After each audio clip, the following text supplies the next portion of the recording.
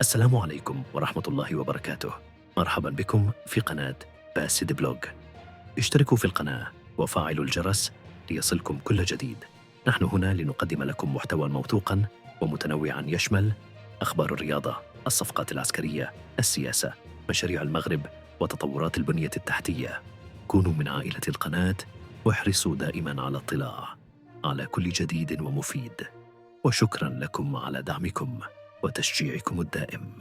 ولا تنسوا الدعاء لأهل غزة بالنصر القريب.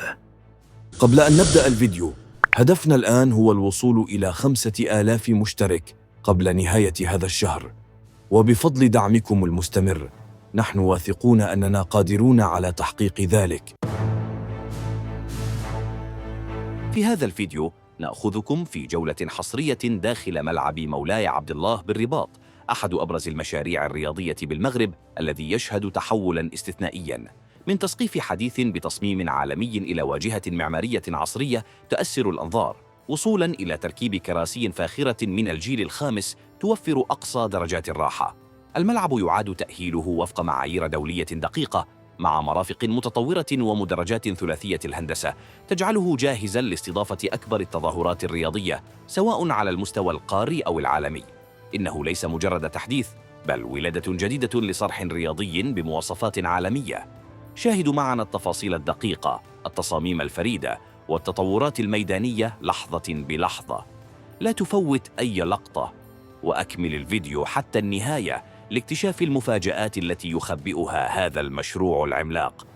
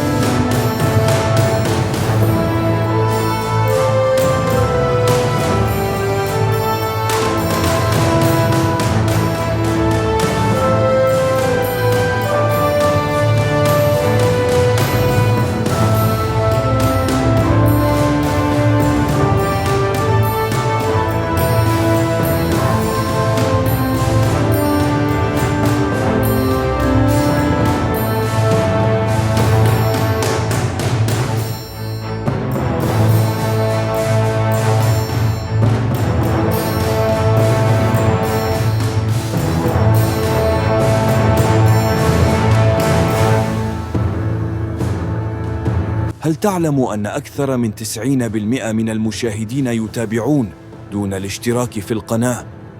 إذا أعجبك هذا الفيديو لا تتردد في دعمنا، فالاشتراك مجاني ولا يتطلب سوى ضغطة زر واحدة.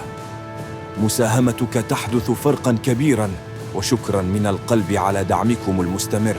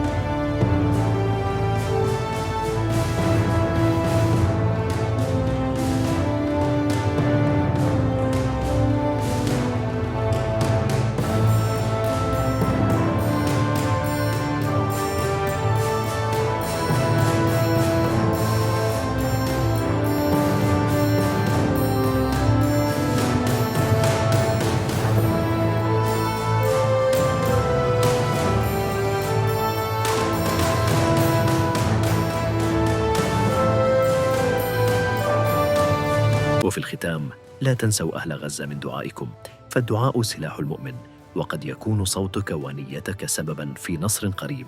ولا تنسوا الدعاء لوالديكم. إن أعجبكم الفيديو ادعمونا بالاشتراك في القناة وتفعيل الجرس ليصلكم كل جديد. ولا تنسوا مشاركة الفيديو لنكثر من الدعاء ونعلي صوت الحق. والسلام عليكم ورحمة الله وبركاته.